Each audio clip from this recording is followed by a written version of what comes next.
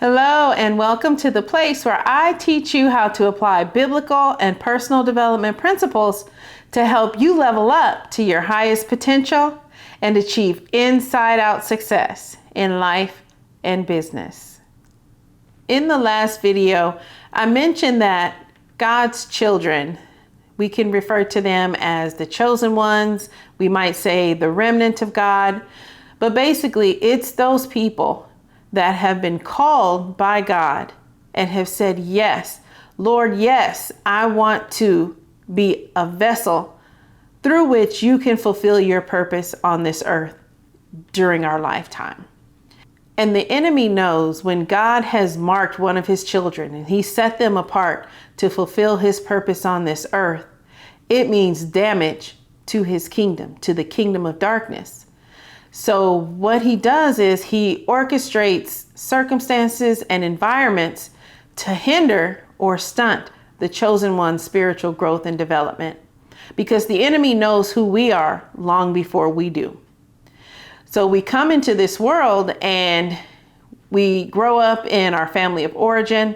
Sometimes those environments might be dysfunctional. We may be victims of childhood trauma.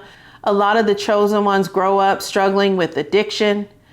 We may have self-image issues. We may have seen ourselves as the black sheep of the family, because I believe God put a marker in each of his children to set us apart so that we don't quite fit in with the crowd, even though a lot of us growing up trying to fit in with the crowd, trying to conform. But there's something in us that says, no, there's just a little bit different. So if we take a look at 1 Peter 1:9, Peter says, but you are not like that, meaning like the unbeliever. For you are a chosen people.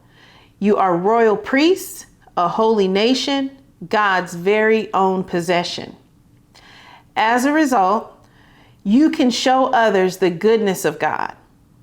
For he called you out of the darkness into his wonderful light. So God has placed a piece of eternity into our hearts, that when he's ready for us to come out from among them and take our place and to fulfill our call on this earth, he presses on that button, and it's something in us that all of a sudden will make us say, you know what? I'm really not okay with what I've been doing. I'm not okay in the circles I'm running with. I'm not okay these places I go, the things that I'm doing. And at that moment, we start to feel uncomfortable, and we really don't know why.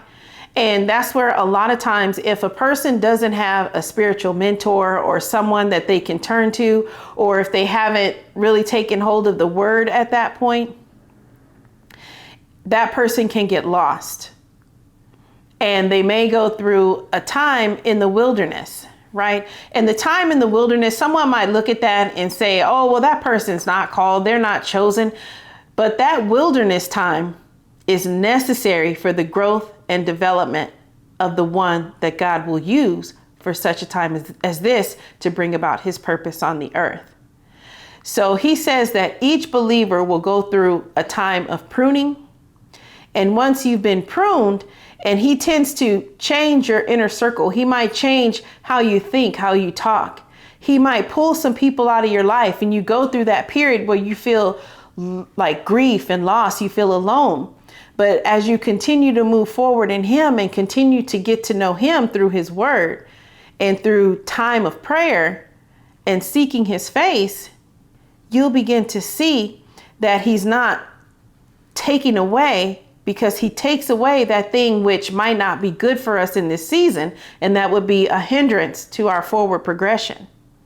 And what he'll do is we'll go into this time where it feels like we're in limbo, but as we keep moving forward, he tends to put back the very thing we thought we lost. But usually it's better than the thing that we lost. And so God is saying to us today, continue to move forward in me despite how it feels today, despite what you've gone through in your past. And he reminds us, your past and the things you may have done before you knew who God was, when you were walking in darkness, like when I was walking in darkness, those things do not define who you are. That was a moment in time. And a lot of times people in our environment, They want to define us for the rest of our life by a decision or a moment in our lifetime. Because Jesus said a prophet is not without honor except in his own home. So as God is moving you up higher in him, and he's beginning to get you to that point where he's clarifying your purpose, allow him to make the changes in your life. Because even in him calling you out, he's saying in this calling out, the purpose of it is to protect you. Because the enemy wants to steal your voice, chosen one.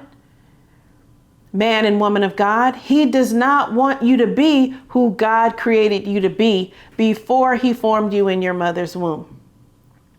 He wants you to abort the mission before you even get started. So when God calls your name, say yes. No matter how hard it may be or how in distress you might feel when he's moving you out of your comfort zone, just take heart. He says, do not fear, be strong and of good courage.